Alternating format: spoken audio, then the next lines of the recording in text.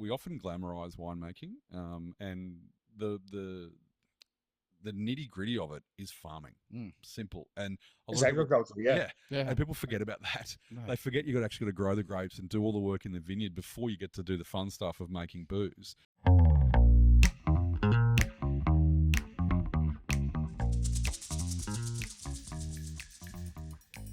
Hello, TK. Pete, how are you? I'm great. How are you? I'm good. We have a Good. guest with us. I know, I'm excited. Oh, me too. Tomo, Andrew Thomas from Andrew Thomas Wines. Welcome. Hey, Hello, Tomo. boys. How you doing? Welcome to our humble abode. Thank you. What's his humble abode? Yeah.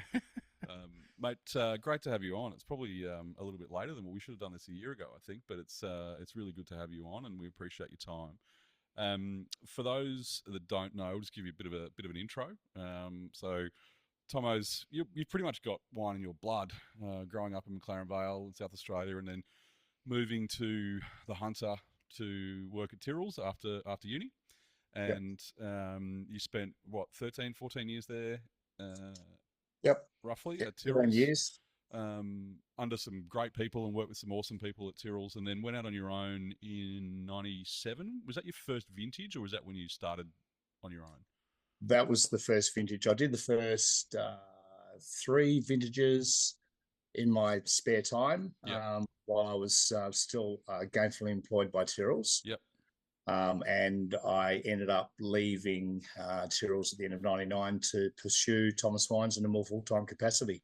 And your focus from the start and still to this day has been about Semillon and Shiraz. Yes. Right? Always, they're the things for you. Yeah, look, I made that when I started out, and maybe it'd be a bit different had I been sort of starting my own business now, but certainly back in those days, it just kind of felt right, and obviously my time with the Tyrrell family, they really instilled a real sense of pride and understanding in the 2 signature varieties of the Hunter Valley. Yep.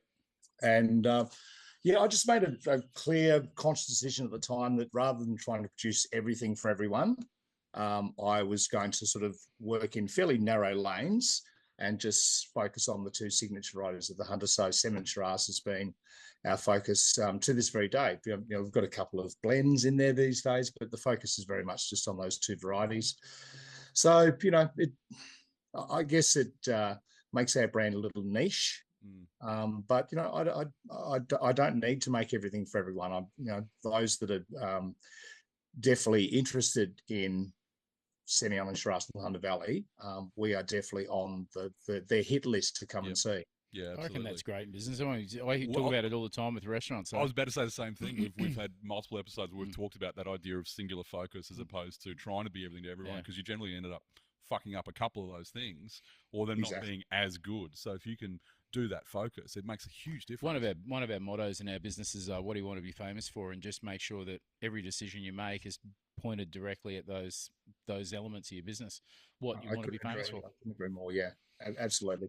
And in the Hunter, obviously, there's been from 97 to now is physically a long time, but realistically, the changes that have happened in the Hunter in that time has been quite dramatic, right? Because certainly when I first started tasting wine, sort of quite a lot in the mid 90s and forward, the Hunter was known for a certain style of Shiraz. Maybe a little bit. Let's say, what are we going to say? Savoury? Rustic. Yeah, rustic. There's quite a lot of terms that came around. It's like, oh, Hunter's always full of this real great leathery character, and it's like, that's a fault. And I know that, you also had a lot to do with like really trying to lift the standard in the Hunter. I think there's a crew sort of around that time that really had a lot to do with lifting the Hunter out of maybe the 70s and the 80s, where there was maybe some relaxed winemaking going on, for lack of a better phrase. Yeah, absolutely. And I think that that's something that you probably don't get enough credit for, and you should get a lot more credit for that, because I think it was a big thing, and that certainly was around that time, that sort of the 2000s, when people started to pay attention again to the Hunter. And then I know certainly for me, I got really introduced in the Hunter in the early 2000s, and had looked at a lot of the older wines by that stage, but and wasn't really enamored with them, I suppose. But all of a sudden, these clean wines started coming out. It's like, oh, hello, this is a different story. Yeah, I remember, because my time at Tyrrell's, my sort of day-to-day responsibilities were all the reds. And I still recall, when we were doing our classifications and our, like, the really big tastings of bringing every single parcel, every single barrel to the bench and doing our classification tastings, I remember, and this is kind of before the days we even knew what Brettanomyces was, but I remember, like, quite often I just refer to wines as having this old cask character. And Tyrrell's had a lot of, like, those large, very old, big large format. Yeah.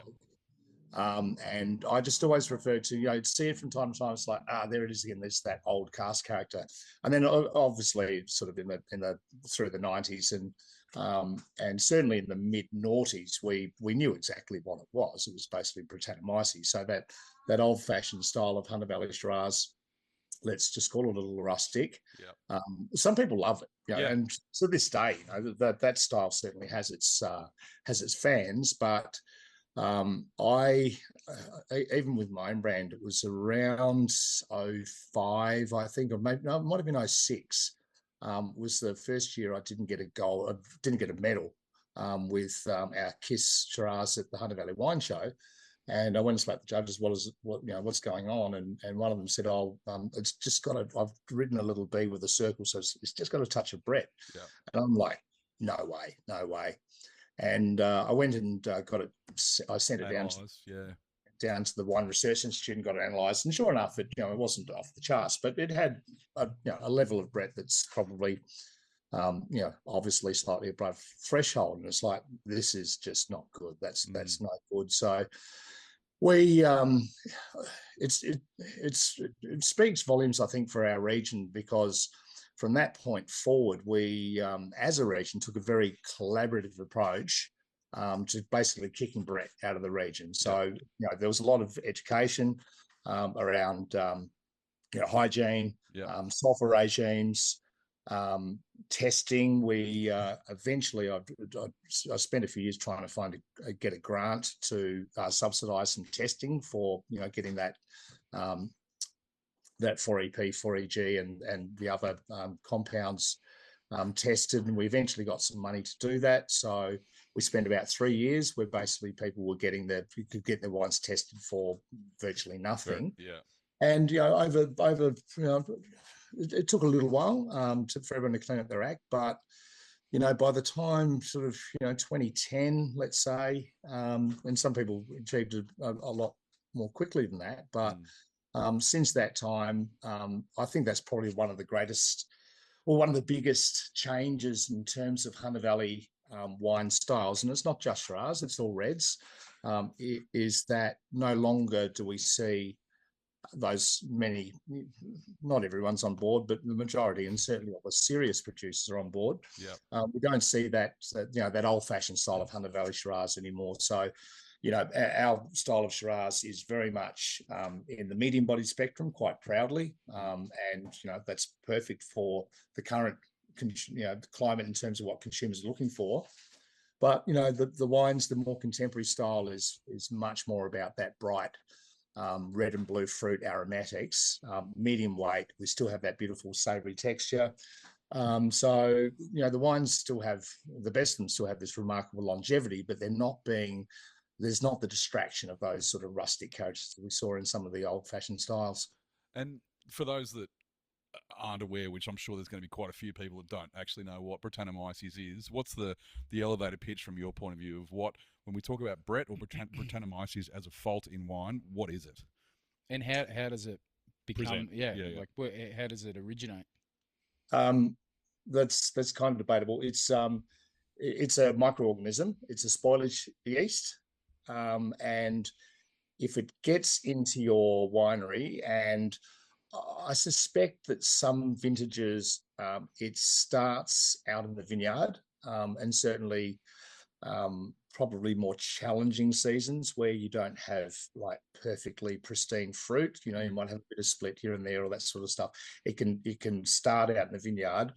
And if it's not, if you're not doing all your correct checks and balances and using proper hygiene, getting your sulfur regime just right, it can spread through the winery. And basically, it chews up any residual sugars in the red wine, and it turns them into a number of different compounds. But the main two are 4EP and 4EG, and don't ask me to pronounce what they are. Doesn't, but no, does they're, someone, they're if these anyone, two they can look, if characters. someone is that nerdy, they can look it up if they don't Yeah, already exactly. know, so. Yeah. I used to know this, but you caught me on the hop. But and they're the main two characters that provide this like sweaty saddle, barnyard. Sometimes you see like a Band-Aid, Johnson Johnson Band-Aid character, which certainly in levels that above threshold to a lot of people is a distraction of purity and the precision and the aromatics of the wine, and that's why we see it as a fault. Threshold is a thing like I've got a relatively low threshold in terms of quite a low threshold in terms of when I can see it. At really low levels, I'll drink the wine. If I really think the wine's really good, I'll sort of push through it. But while I'm drinking the wine, I'll be thinking like, how much better could this one have been? Didn't have that bit of Brett in there. But then it gets to a certain level, and it's just like I just can't even put it in my mouth. To me, it's quite unpleasant. And how do you get rid of it once you've detected it in the vineyard? You just got to clean, right? That's just got to. Yeah. So when in 2008 we had a disastrous vintage with just way too much rain. We got some decent Semillon off, but the reds it was a disaster. It was 2 steps forward, 1 step back, or probably 1 step forward, 2 steps back in terms of getting the fruit ripe. And so we hardly picked any red that year. So I actually filled every single empty barrel up with water and gave them like a massive dose of sulfur oxide, SO2, and just let them sit there for 6 or 8 months or whatever it was. And basically that killed it all off. I mean, Brettanomyces has a tolerance to SO2, but to a level. And if you smash it, you'll get rid of it. And from that point forward, it was just about hygiene in the winery. I mean, my hygiene's always been pretty good, but just barrel hygiene mainly, because obviously with stainless steel tanks, you can caustic citric those and clean them, making them sterile. But barrels is a bit of a different issue in terms of sterility. So, I bought a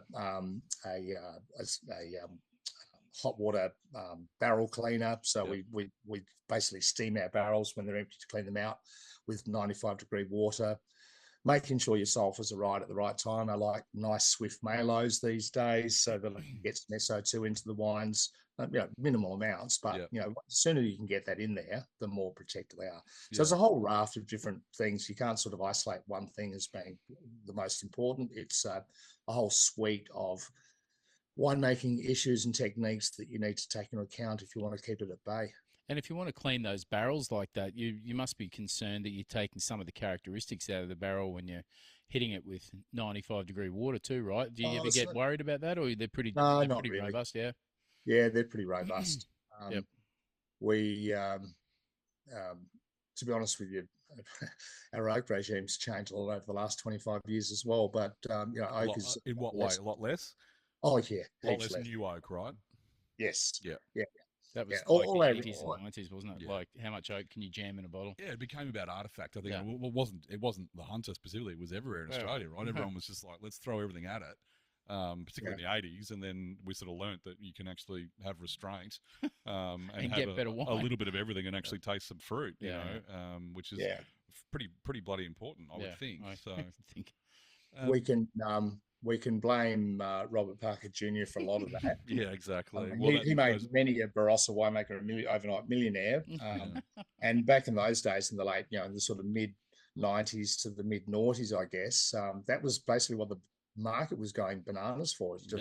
Reds had to be big, or else, Hunter Shiraz being that sort of more medium bodied style, let alone Pinot, like no one wanted it. No.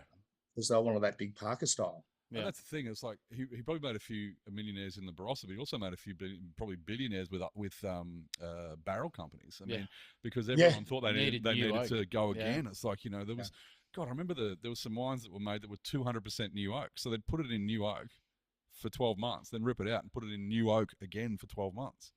And it's like, what are we talking about? Like, how is that a thing? And you look at that style of especially Shiraz now. It doesn't sell anywhere near as good as the more elegant styles and Pinot now. Yeah, like we've got a couple of bottle shops up here, wine stores, and the sales are so reflective of that. It's not funny. Yeah, I think. Sorry, I might just. You good, Corey? No. And I think that's it's also a like a generational thing. I think, as you said, Tomo, that a lot of people, those big Shirazes maybe that we even sort of grew up with at home, where our parents had those wines or whatever.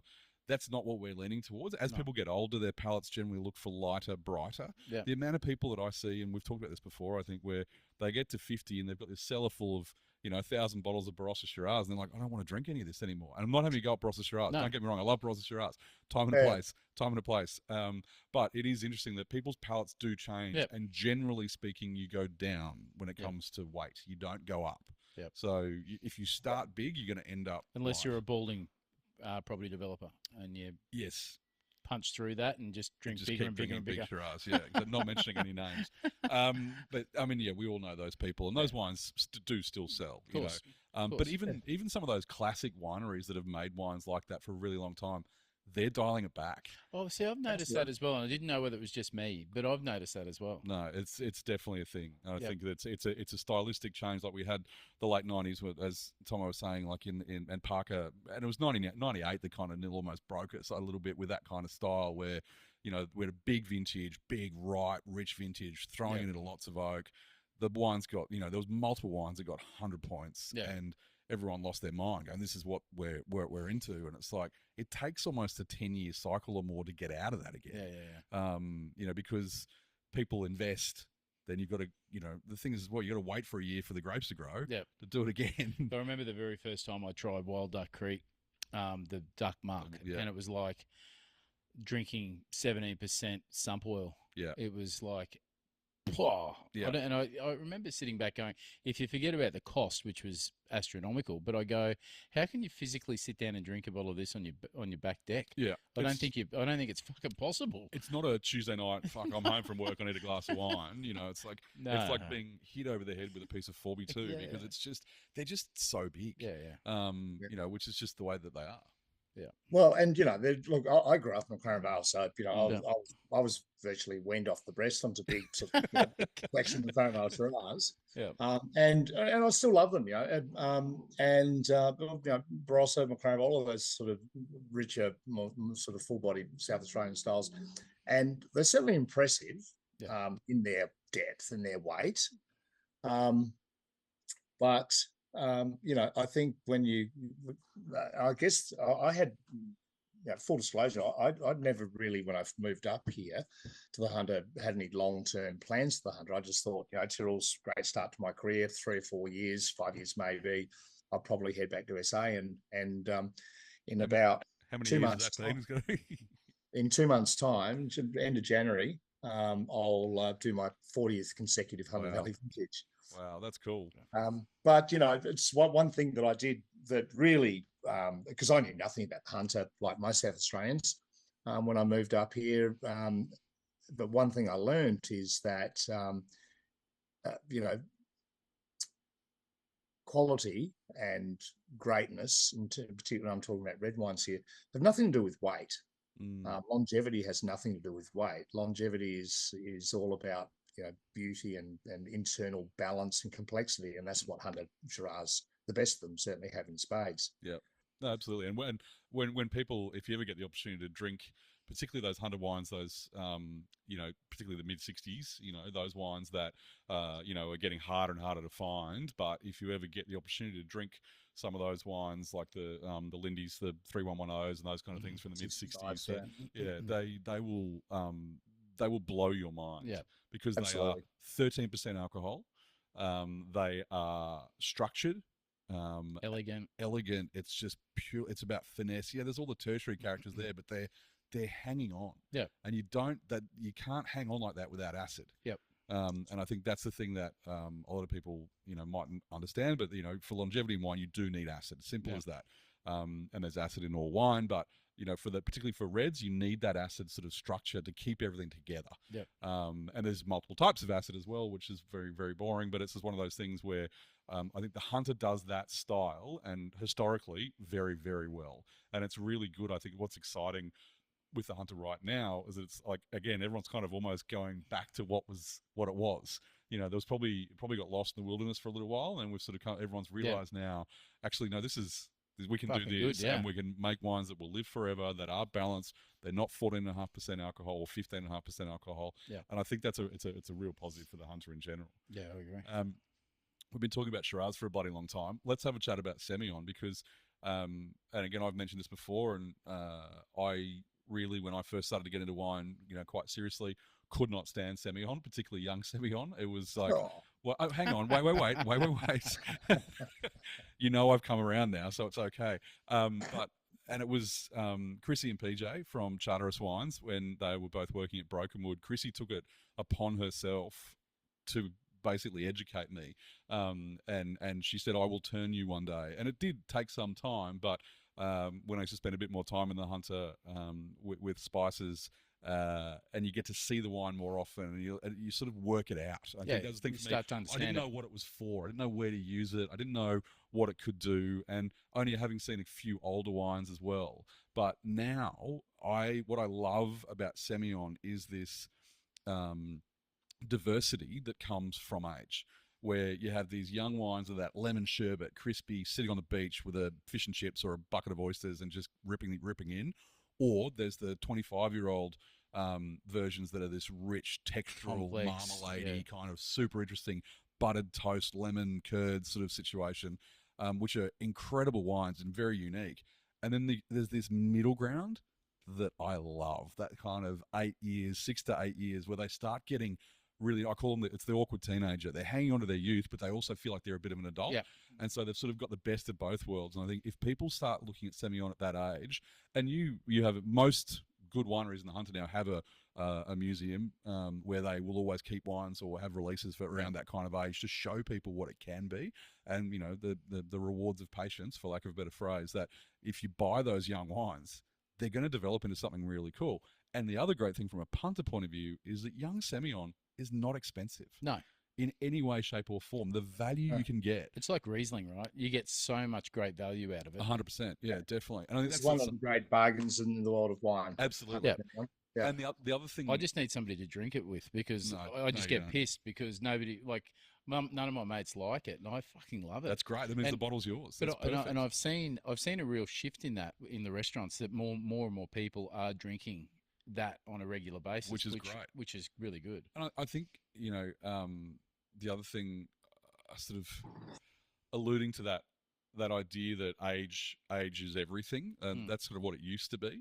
That's not necessarily the case. No, it's just different, right? Yeah, absolutely. Yeah. It's just time and a place for each of them. But yeah, I think if anyone ever says, "Oh, how do I get into collecting wine?" the first thing I will say is just buy a 6-pack of young Semillon from the Hunter every single year. Just buy the same producer and just sit in the cupboard and just forget it. And when your kids turn 21, start drinking them. It's simple as that. So, but the other thing is that you mentioned there as well the uniqueness of Semillon, particularly in this Hunter Valley Semillon in this country, in the world of wine, because there's no reference point. Every other variety, we have a reference point. What do you mean by reference point? Well, if we're making Cabernet blends, we know that we're modelling off Bordeaux. Oh, yeah. Shiraz, we're generally modelling off the Rhone Valley, south or north, depending on where you are in Australia. Chardonnay, we've got multiple reference points, but mainly, again, we're going to go for Burgundy. Semillon, crickets. Because Semillon in France is generally blended with Sauvignon Blanc. Then it's, for Bordeaux whites. But it's something that we should be shouting this from the rooftops, and we don't. And I remember judging the Hunter one year. Do. Yeah, you guys do, absolutely. But we should do more of it, is what I'm saying, I suppose. Yeah. I remember judging the Hunter one year, and Sarah Ahmed was there, and she was banging on, so incredible wine writer from the UK, and she was saying how it was so awesome that this was ours, and this is kind of the only thing we kind of own, apart from maybe Rutherglen Fortifieds. I think that's probably the other one, that they're ours. No one else does anything like that. And I think that's really cool and really special. And I think it's something that we should be talking about a hell of a lot more to punters as well, that this is a unique Australian thing. Yeah. So that's my little rant on Semillon. Look at me go. I think Chrissy's worked. I think she's definitely ticked the box. I'm definitely Good on you, Chrissy. She's awesome and a great friend. Look, Hunter Sem, if I may, I've been making and trying to sell Hunter Semillon for long enough to know that it's not the sexiest section in the wine list or the retail shelf. But those that know Hunter Semillon generally love it. And it's one of those things like when we have the opportunity to get a by the glass listing in a restaurant with one of our SEMs, it's fantastic, because I know whilst people might be hesitant to commit to a full bottle because they haven't had it before or whatever, they're not too sure. If they get the opportunity to see it by the glass, I'll have a glass of that, and they've got a glass in their hand. It's a nice sunny day like today, and they've got some freshly shucked oysters, or some sashimi, or pan fried whiting fillets, whatever. Now you're talking. Anything you think about putting a little squeeze of lemon over, young Hunter Semillon is perfect. And they have a glass, and boom, and they are over the line, and they are I've said that so many times, even with things like Gewurz, where a lot of Australian punters don't really understand that wine, but you know that they're going to like it. So it's like in the right circumstance. Yeah, correct. And if you can have a Dego where you're controlling the food, and you can slip one of the wines exactly like what we were talking about in there. The result when somebody goes, I would never have picked that on the wine list, but I'm fucking converted now. You go. I really feel so happy for the winemaker, because you can shout out from the rooftops as much as you like, but until you can get it in their glass and they try it, and let's face it, a decent bottle of wine in a restaurant is going to be $50 to $100. So if you miss, it's expensive. Yep. But a glass during the Dego, they'll be a bit braver, and then you got them hooked. Then, Tomo, have you seen? Because I know that if you think about Semillon around Australia, from your point of view, how hard is it to sell Semillon in other places apart from New South Wales? It's pretty hard. Yeah. And look, don't get me wrong, it's not easy to sell in New South Wales either. Yeah. Obviously that's our biggest market, and clearly more people in New South Wales know and understand and love Hunter Semillon. Yeah. But it's certainly not an easy sell by any stretch of the imagination. Is there one state that's harder than the others?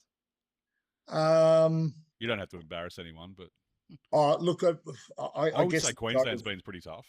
My majority of my sales are Eastern Seaboard, so I wouldn't even worry about talking about South and Western Australia.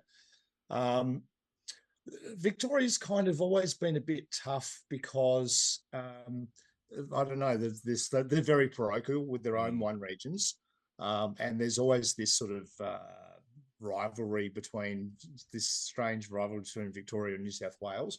But having said that, our sales in Victoria are actually going pretty well, because there's a lot of pretty serious restaurants down there, and serious restaurants come with serious wine lists, and any song that has is worth half their soul, with looking to put together a decent wine list, has to have Hunter Semillon on the list, at least one or two, if not more. I agree. Because, as you rightly said, it's one of Australia's unique gifts to the world of wine. It's so unique to not only our region but our country and in the world of wine. So we're not setting the world on fire in Victoria, but it's going okay. From a producer's perspective and a wine nerd's perspective, if there's another region in Australia that you would say produces fantastic Sem, where would that be? My answer would be, fantastic or different. It's probably the word I'd say is Barossa. Yeah, I'd agree. Yeah. The Barossa style. The Barossa style is generally riper, and not always, but can quite often see some oak. And how does it stack in? They're very different wines. I know it's different. Yeah. You're being very political there. Pete. No. I mean, again, it's like it's hard because it's a broad brushstroke, but it's like saying is Shiraz better? Yeah, it is so different. Tomo would answer that and say, yeah, it is. But I think is right, yeah. Of course it does. I think the thing with Barossa Sem, as Tom said, it's always a bit riper, so it's a bit richer, it's a bit bigger texturally. There's a lot more mouthfeel. All the things that sound horrible when you say them out loud and only look good when you're writing them down. Like mouthfeel is a word that just grosses me out. But it is. It's also because it's warmer. Depending on the vintage as well, you're going to get less acid. So the wines they don't have that line of acidity. They don't have that exactly. They don't. Having said that, I mean, there's a few producers, and probably most notably Peter Lehman, who set to make a Barossa Shiraz more in the frame of Hunter Semillon, so slightly earlier, completely unwooded.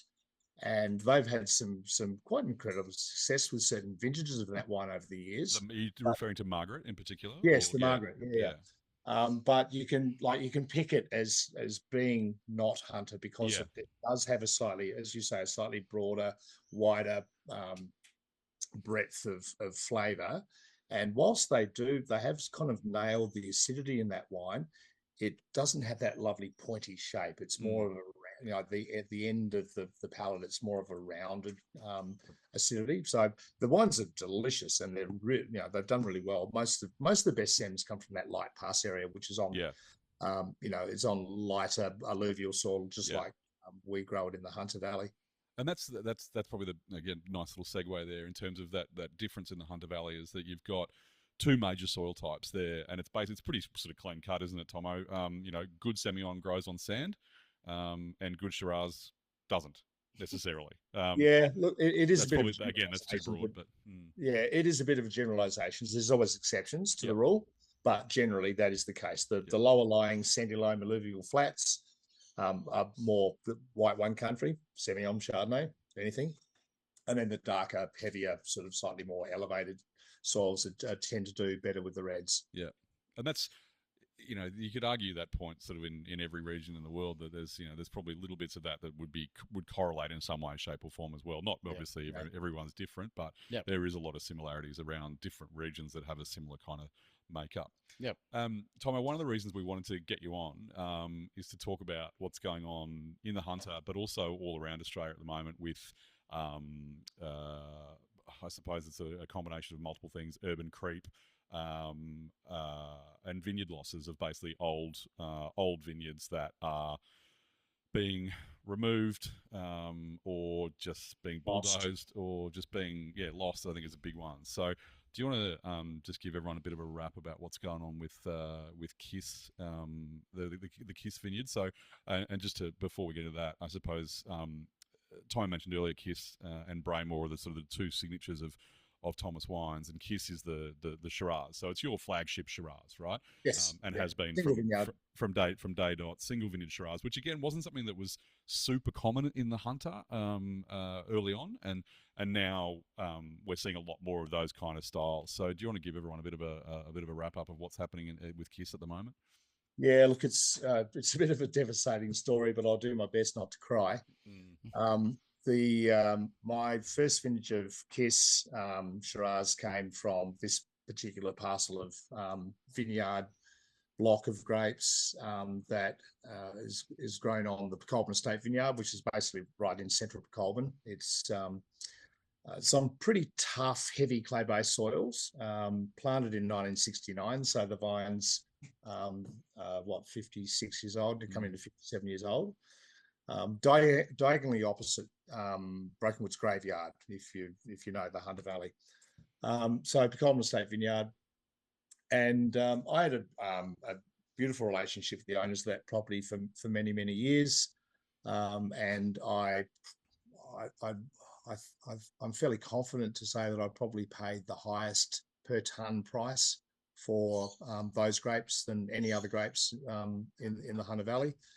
And rightly so. It's just a beautiful and produced. And at the end of the day, we've got to look after our growers because we need them to be profitable so that they can put milk and bread on the table. And hopefully, if there's a bit left over, they might reinvest into maintaining the vineyard.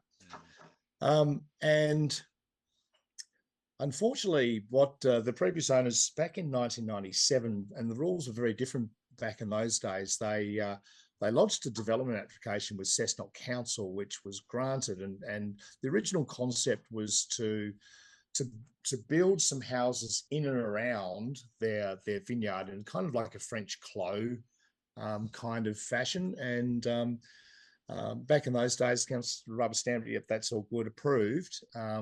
And all they needed to do was show some substantial commencement of that DA to basically have it locked away until the day they actually went to actually start the process. So about 4 years in, they put some concrete curb and guttering in the car park of the cellar door there, and council rubber stamped that. Yep, substantial commencement. It's just sat there as a zombie DA ever since, ready to be reactivated at any time.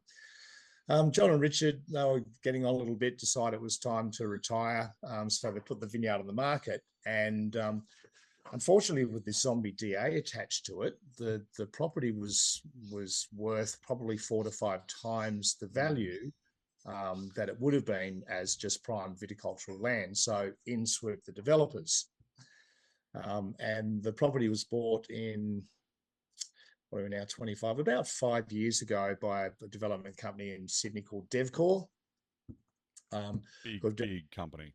Yeah, they've got projects all over, mostly New South Wales, I think.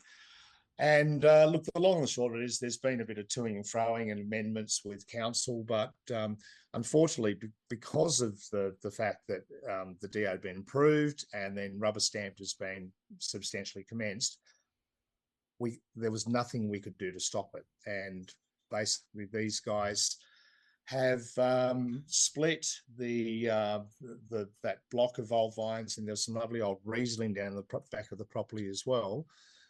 Subdivided up into 26 roughly 2-acre subdivisions, land and house packages, and about 9, there's still some token vines at the back of each of the blocks of these subdivisions, but about 90% of the old vines have been removed over the last 12 months.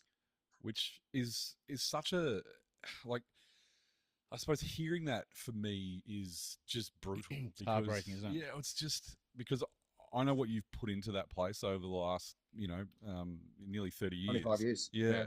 And, how important that wine is to you. And, having seen that wine on multiple occasions and multiple vintages and seeing people's enjoyment when they get to drink that wine, for me, it was like, well, that's not great at all. No. It's shit. There's no other way to say it. It's like, that sounds like someone's fucked that up. Yeah. And unfortunately, as I said, like from a history point of view, it looks like it was fucked up 20 years ago.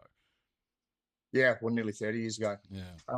Look, I mean, the irony of the whole situation is that what makes these blocks so attractive to people, and I will preface that by saying they're having a bit of trouble selling them all because they're quite expensive, amongst other things.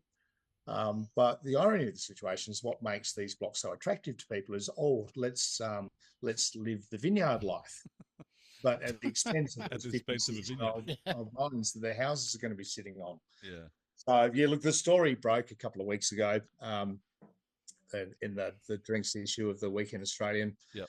And we've kind of been sitting on it for a while because I've been playing a very softly approach with the developers because, basically I have no rights of the grapes that the vineyard they now own. They could tell me to piss off at any time.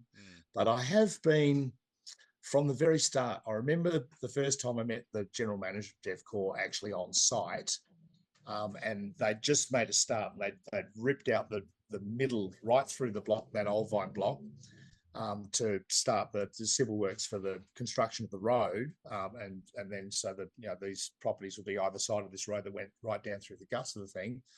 And I met him there on site, and I just about had tears in my eyes, like just seeing the rape and pillage, that even at that very early stage, and to this day, this guy still has absolutely zero concept of what they've done. And I remember saying to him that very first day, is like, Paul, this is potentially a really bad PR exercise, because people aren't going to take too kindly to seeing these beautiful old vines being just ripped out and bulldozed out of the ground. And his response was, oh, we don't think it is a bad peer exercise. And I've tried to explain to them this concept the whole way through over the last 3 or 4 years. I had so many sleepless nights over all this, and it's just fallen off on deaf ears. And then all of a sudden the story broke a couple of weeks ago, and we've had people coming to us from all angles wanting more information. And now the developers are up in arms, like, what are you doing? What are you doing? This is bad for our business. Like, guys, no shit, dickhead. I warned you. I warned you, but like that, they have no respect for the vineyard for a start, but the history, the future, the very fabric of the winemaking, the Hunter Valley winemaking community. They don't understand the significance of vine age. They think you can just plant another one over there. It's fine. Yeah. And they just have, as much as I've, as hard as I've tried to help them, make them understand the gravity of what they're doing, it's just that they have no concept. It's just fallen on deaf ears. And it's really sad. Now they've got the shits with me because of all this bad PR they're getting. Yeah, which is unfortunate that we're going to help with that. And I think it's just, and again, I think for me it's like I've got no issues, with people trying to make a buck or whatever. But when you're destroying something that has taken 50 years, 60 years to grow by just rolling it over with a bulldozer, doesn't make sense. It just doesn't make sense at all. Or the fact that the reason they want to, like the reason why they think those blocks have got value is because they're sitting in a fucking vineyard and you're taking the vineyard. Like, just, I don't understand that. Well, yeah, I don't think it's one of those things, Tomo. You've probably thought about this, 10,000 times. You probably will never understand it because clearly we just don't get it.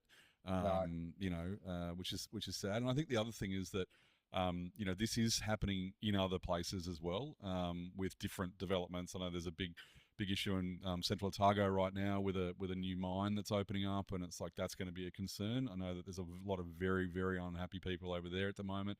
Margaret River's had a few issues with things coming in and ripping out old vines as well, and it's just these things are worth more than the dirt. Again, for me, it's this legacy stuff. Irreplaceable. You can't. You literally can't replace it. The only way. Well, you just can't, because it's not going to be in the same dirt.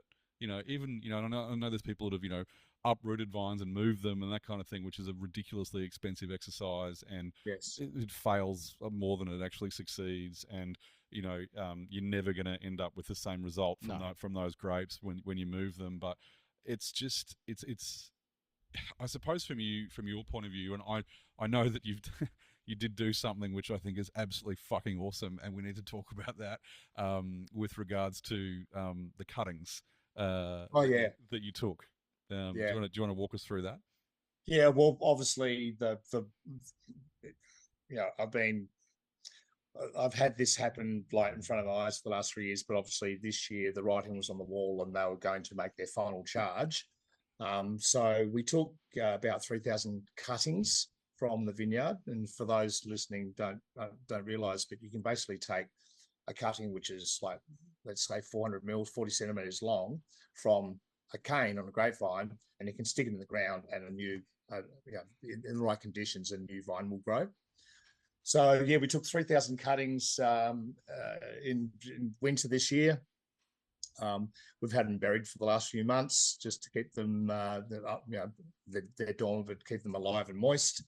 And my son Dan and I set up a nursery on the Braymore vineyard, which is our flagship Semillon vineyard that we own. And we literally just planted them out last week. So obviously the idea being that whilst we can't unfortunately plant old vines, at least with these cuttings we're preserving the genetic material of that vineyard to be relocated to a new location in the next year or two.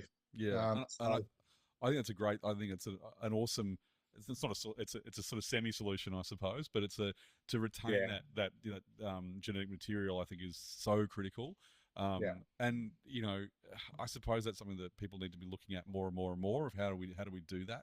Retaining that kind of stuff, because if they all went completely, that's gone.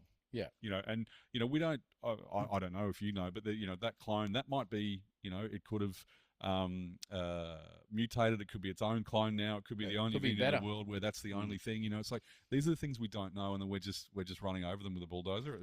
That's the bit where I'm like. Yeah, well, there's lots of bits that make me sort of... Well, hopefully that those cuttings are going to produce something that's spectacular, and the world will be thanking you for it in years to come, because I can't imagine that's right. that feeling, Tomo, when the realization. I get what you're saying is you knew 3 years ago, but when it actually happens, fuck, I can't even fathom what that must have been like for you. Yeah, it's been a terrible few years, but with the 90% of the old vines are lost. In each of these 2-acre subdivision blocks, there's some token vines in the rear, which they've kind of left it so they can say, you're living amongst the vines. But I suspect most of those will be pulled out, because people like looking after a few hundred vines is more trouble than it's worth for a lot of people. Sure. Said that, one interesting story, one of our members, really good members of ours, they actually bought one of these blocks, not because they wanted to live in the Hunter Valley or necessarily, but they purchased this block because they wanted to preserve some of those old vines. Wow. Oh, shit. Keep it going, yeah. So we went over there the other day, and we went to their block, and they've basically, it's mostly bare to build a house and shed and whatever else. But we counted the vines in the back of their block, and there's like 300 vines. There's about 20 rows, about 20 vines.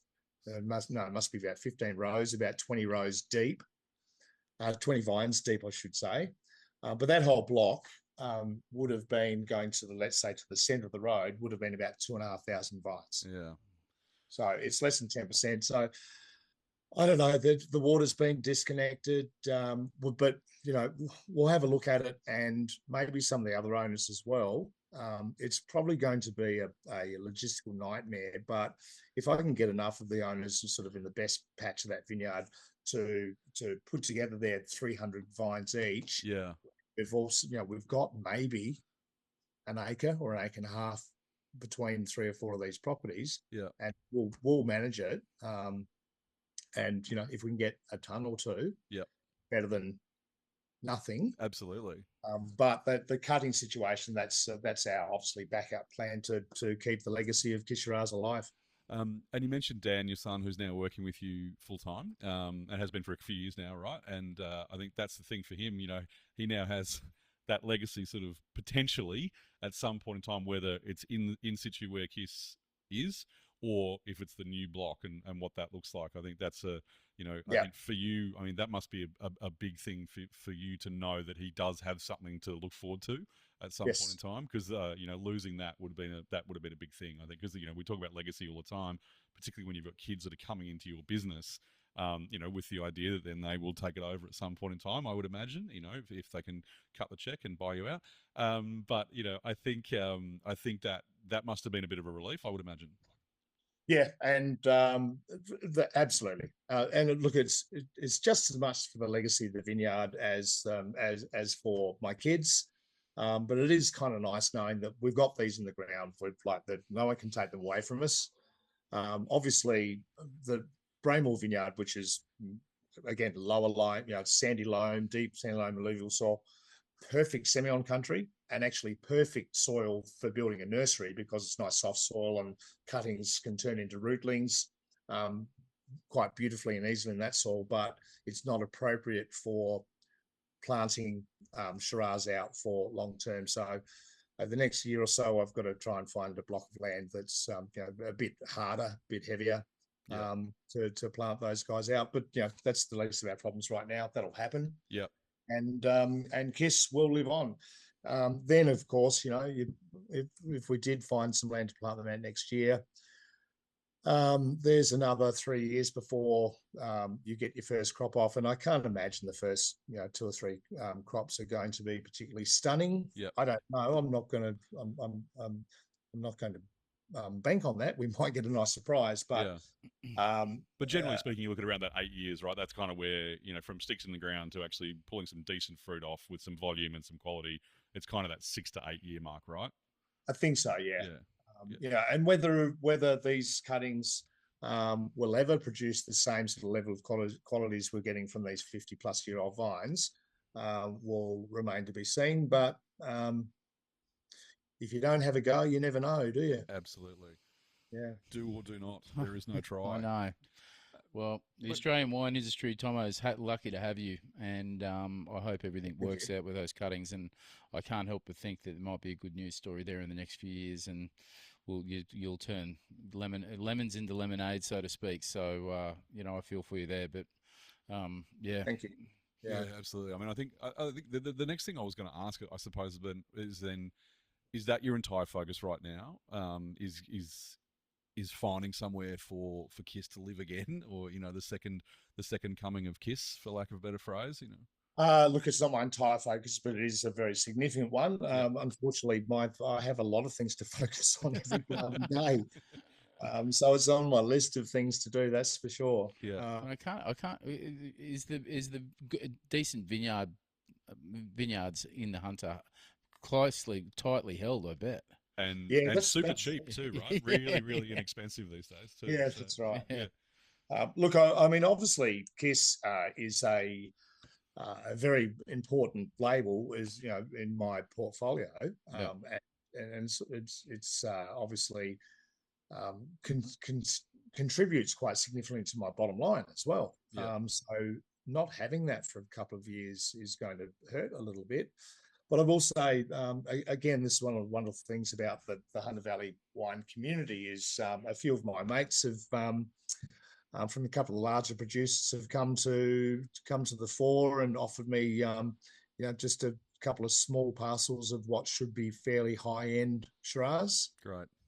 And we also, although we got a bit of hail yesterday, came across another block that is potentially up for grabs not far from Pokolbin Estate, planted in the mid-60s. Okay. I remember some wine being made off that vineyard in the 90s by Steve Lamb, and I was always impressed with his wine. So we've got an opportunity to have a play with that. So all is not lost. I mean, KISS is lost, kind of. As it was. All is not lost, it's not. 6 months ago, I was like ready to slip my wrist for it was so stressful, this whole situation. But now we've got these cuttings, there's no going back. The vineyard is what it is in its current state, but looking forward, we've got some things to look forward to in our red wine production. We'll just see what comes out of vintage 26. How's vintage looking for you?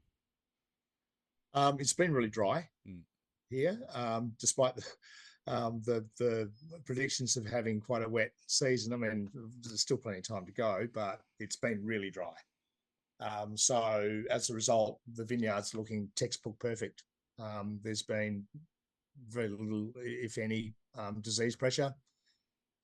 We've probably done half as many sprays we would normally have done to this point of the growing season. So it looks like there's a decent crop out there again. Certainly on Braemore, we had a pretty big crop there last year. I don't think it's quite as big as last year, but it looks fairly generous again.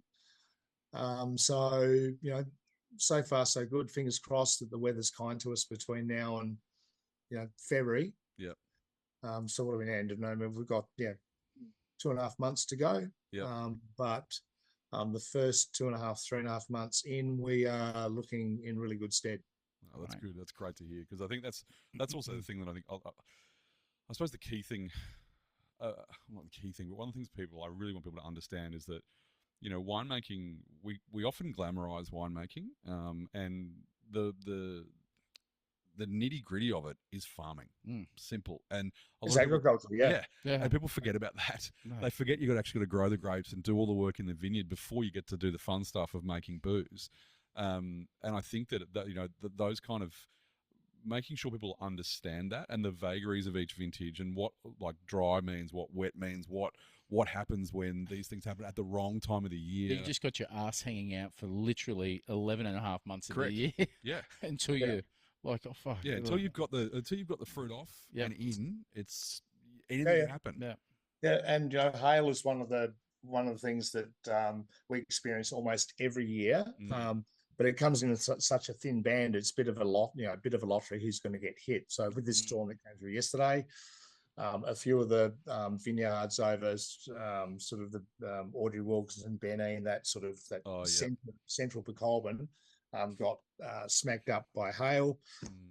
Other years it'll hit a different area, but almost every season you have a storm come through, or more than one storm, and your whole year's work on that vineyard is out the window because you get wiped out by hail.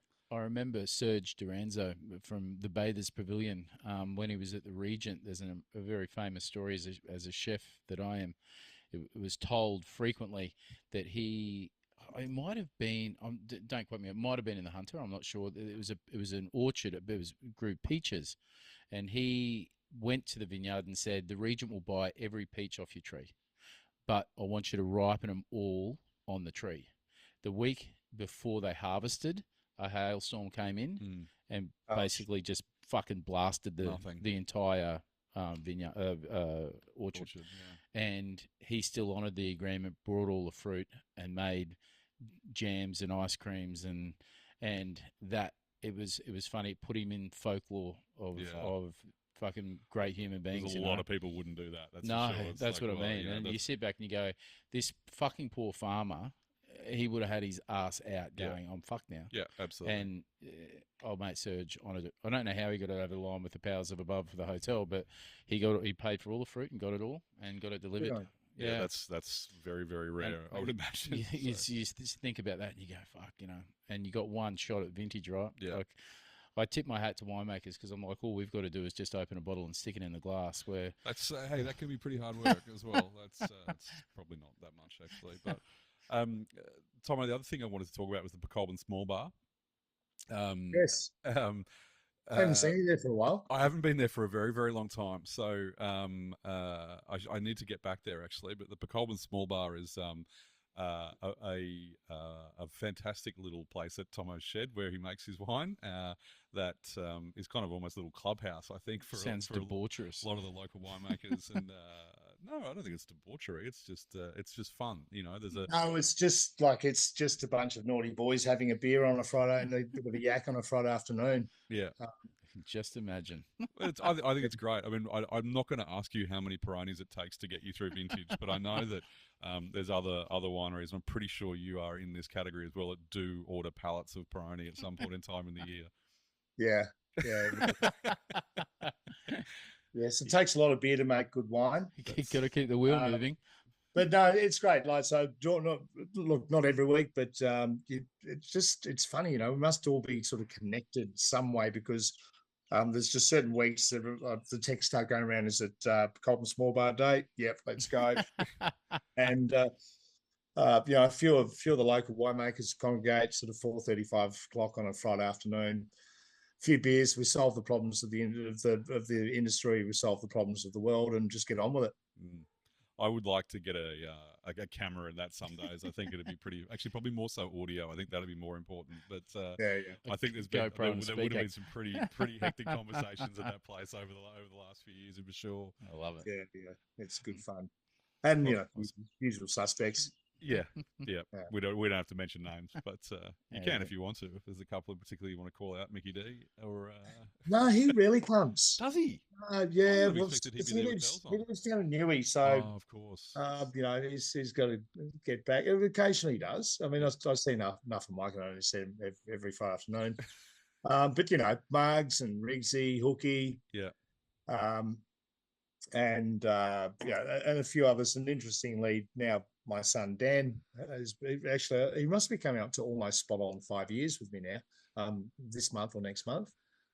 He's obviously got mates of his generation in the industry as well. So like Brent Hutton, who's the viticulturist at Tyrrell's, and Alistair Tulloch and a few of the other boys. So we've got a bit of a mixture of generations there now. So the more the merrier, I say. Absolutely. It sounds great. And I know it's not open to the public, but that's probably best for everyone that it isn't. But the other thing there's no one on the door. I got called security twice on Monday night, so yeah, I'll come down and stand there if you need me. The other thing I just want to ask before we let you go is the cellar door. So because you didn't have a cellar door for a long time, right? And then you pulled the trigger. Well, what year was that? Was it 19 or 18? No, that was 15. 15, in fact, wow. We opened the doors of the cellar door. You've just reminded me. Well, we should do something about this. We opened the doors of our current location, cellar door, December 20. I can't remember the date, but December 2015. So we come up to 10 years there. Wow. And I took over the lease of that space at Tuscany there. We spent the first 3 or 4 months doing a complete strip out and refurb, and opened December 2015. Wow. Because that had a massive impact for you, didn't it, in terms of just exposure to people and the ability to sell more wine, because it's a pretty decent sized venue, and I encourage anyone that goes that is thinking about going to the Hunter, go and B, check out the Thomas Wine Cellar Door, because it's a beautiful place to sit as well, and also there's that is a giant picture of you still in the background there, or? Yeah, I've said that it's time we change that, but everyone seems to think that it's so Instagrammable, and it very much is. It very much is. So whoever thought that you'd be an Instagram star, mate? Yeah. Who would have thought? No, look, it's been so. Look, my wines prior to opening our own cellar door were available at like what used to be called the Small Winemaker Centre, but it's now the Wine House. So this is a business that promotes wines from 6 or 7 small producers, and our wines were in there from the start, and it was fantastic. I didn't have to staff it, whatever. Basically we sold our wine to them at wholesale, and they're basically bottle shop, but a specialty bottle shop, if you like. And that was fantastic for all those years. But it got to a point, probably 2013, 14, that I realised my brand was screaming out for its own destination. So I was on the search for a while, and this space came up, and I thought, this is perfect. And signed the lease, and we did our strip out and refurb and open the doors. And it's been a revelation. Like, it's changed the nature of my business. So a lot of people that were going to small winemakers centre to buy our wines migrated to us. It gave us the ability to start our own sort of subscription wine club. We've obviously had some success over the years, so sales have been strong. It turned my brand around from probably being 20% direct to consumer sales to about 75%. Wow. With production growth amongst that as well. So it's great. Yeah, I think it's one of those things where it's almost like when you do it as well, people are like, why don't you do this earlier? Yeah. It's like, well, hang on, there's a few other things going on. It's just like, no, the time was right. The time was right, I reckon. Yeah. And I think, like, again, going back to the very start of our conversation, sort of this narrow lanes, niche brand, just focusing on these 2 varieties. Our offering is quite unique, and that's what brings a lot of people to us. So within those 2 varieties, I guess the key is stylistic diversity. I mean, if all our Semillons, we've got 10 on offer at the moment, they all kind of taste the same, it will defeat the purpose of the exercise. So when people come and do a tasting experience with us, we sit them down, and we don't just give them 1 glass, we give them like 3 glasses, and where appropriate, we'll pour wine side by side and just explain the differences. We don't get too nerdy on it, but it's people seem to just love to delve into that stylistic diversity, and everyone has their own unique personal taste. So we don't expect everyone to fall on the most expensive or a certain wine. It's all about that discovery of, like, you can't pigeonhole Hunter Sem because there's all this diversity there, and B, which one do you like? And people have a lot of fun with it, and it is quite a unique offering. I think it's like that question is the most important question in wine. Yeah. Do you like it or not? That's all you need to know. And anyone who has a mouth can make that decision themselves. Like, they don't need any kind of training to work out if you like something or not. That's an individual thing. Yep. And that's what makes that's one of the great things about wine. It's like, I could tell you that this, Braemore Semillon is the greatest wine in the world. And you're like, I don't get it. It's like, that's okay. that's completely okay. You know, it's weird and you're wrong, but that's okay. You know, I think that, you know, I think that, you know, I remember when the cellar door opened, and it was just like, it was such a dramatic thing. And that picture, and I do encourage everyone to go and check that picture out of Tomo, but it is, it's a great place to go, to taste some good wines. And I think that, you know, one of the things you mentioned, about the comparative stuff is something that was kind of, you know, you were pretty early on in that. You know, not everyone was doing that at the time, and I think that line of kind of edutainment, when people are learning but getting a bit of entertainment at the same time, you were really early on that, and I think that's you know, that'll work out well for you, and clearly has, which is great. And also, just speaking of awards, one thing we do need to mention. So Tomo has been voted the Hunter Valley Winemaker of the Year 3 times. Three times, yes. 3 times, you know. So that's not a... I was going to say, up against some pretty good state there. Serious winemakers in the Hunter, you know, always has been, hopefully always will be. So, mate, again, that's something that you should be congratulated for, and it's probably time for another one, isn't it? It's been a couple of years. Yeah. What am I doing next year? Okay. We'll see how we go. Mate, thank you so much for your time. We really appreciate it. Appreciate the honesty and the chats, and we wish you all the best with everything KISS and everything else for the upcoming vintage. Thanks, guys. It's been good on you, Tomo. Awesome, mate. I really appreciate you making the effort to come on. Cheers, guys. Awesome. See you, mate.